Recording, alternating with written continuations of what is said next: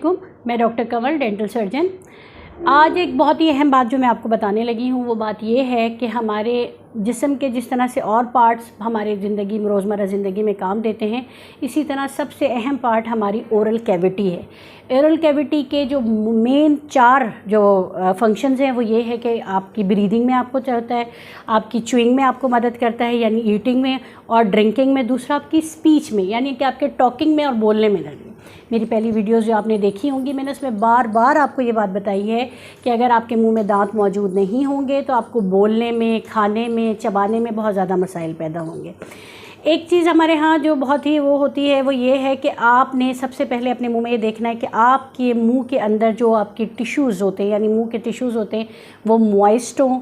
Pink हों और fresh हो, यानी उसके साथ आपको किसी किस्म का कोई पेन फ्री हो, कोई पेन ना हो, कोई किसी किस्म की ब्लीडिंग श्लीडिंग ना हो। इसका मतलब है आपकी ओरल कैविटी हेल्दी है। लेकिन अगर किसी टाइम पे भी आपको ऐसा लगे कि आपका मुंह ड्राई होना शुरू हो गया है, या आपको ऐसा लगे कि जी हमारे मुंह से गंदी स्मेल आनी शुरू हो गई है, या आपको कुछ अल्फाज इस्तेमाल किए आगे के दांत ना होने की वजह से कुछ अल्फाज बोलने में आपको मुश्किल हो रही हो, तो फ़ौरन ही किसी ऑथेंटिक डेंटिस्ट को जो है ना विज़िट करें ताकि वो आपके इस प्रॉब्लम को सॉल्व करे और आपको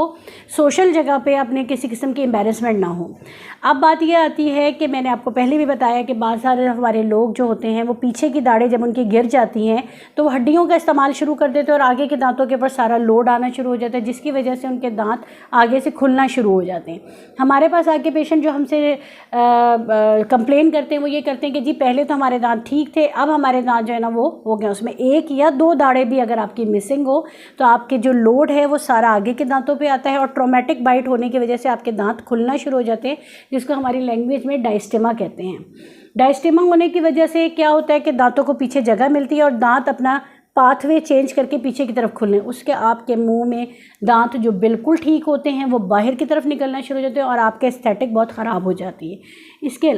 अलावा इसके होने की वजह से, दाढ़ें ना होने की वजह से आपको चबाने में बहुत प्रॉब्लम होती है। जब आप खाना पूरी तरीके से चबा के नहीं खाएंगे तो जाहिर सी बात है कि आपका स्टमक को ज़्यादा काम करना पड़ेगा और आपका GIT प्रॉब्लम्स भी स्टार्ट हो जाएंगे। लिहाजा ये जो बातें मैंने आपको बताई 4 मेन फैक्टर है, ब्रीदिंग है, टॉकिंग है, ड्रिंकिंग है और ईटिंग है। इसके अलावा आपकी हेल्दी, ये बार बार बताना इसलिए ज़रूरी है ताकि आप अपनी ओरल हाइजीन को खुद घर में चेक करें और अगर आपको लगे कि इस तरह के कोई प्रॉब्लम है तो आप एक ऑथेंटिक डेंटिस्ट को विज़िट करें। शुक्रिया।